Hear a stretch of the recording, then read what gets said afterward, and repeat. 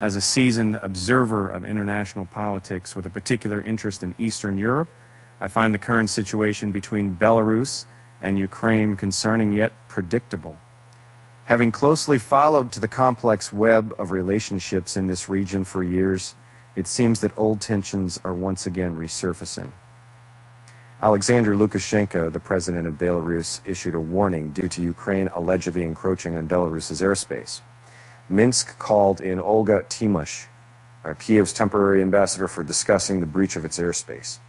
The foreign ministry expressed concern that Ukraine's actions provoke more tension in the area and urged Kiev to implement extensive precautions to prevent such occurrences from happening again in the future.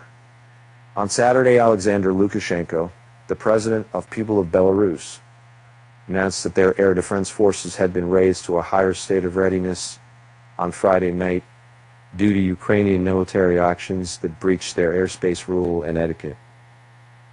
Tedep further expressed his belief that such boundary violations were not an isolated incident. Lukashenko stated that suspected attack drones were seen flying over Belarus. Some of these drones were brought down, while others managed to proceed towards Russia. Subsequently, the Russian military announced that they had shot down multiple Ukrainian drones close to Yaroslavl, a city approximately 300 kilometers northeast of Moscow. Belarus retains the authority to implement actions it considers essential to safeguard its territory should these provocative actions persist, so it also harm the relationship between neighboring countries, Minsk cautioned. Should Ukraine's embassy in Belarus fail to prevent similar incidents, the Belarusian government might question if maintaining it in Minsk remained feasible. On Saturday, the defense minister of Belarus announced plans to strengthen their military presence along the border with Ukraine. Regarding Kiev, they haven't responded to allegations made Minsk about an incursion into Russian land that took place recently, as they initiated a significant invasion earlier this week.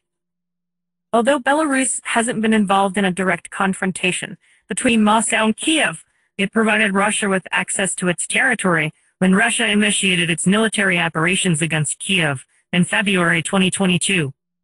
Ever since, I've noticed a gradual deterioration of the ties between Belarus and Ukraine.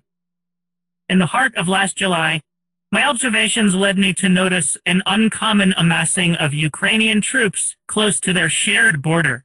This assembly included elite National Guard units equipped with American-made M777 howitzers, HIMARS multiple launch rocket systems, and Bradley fighting vehicles.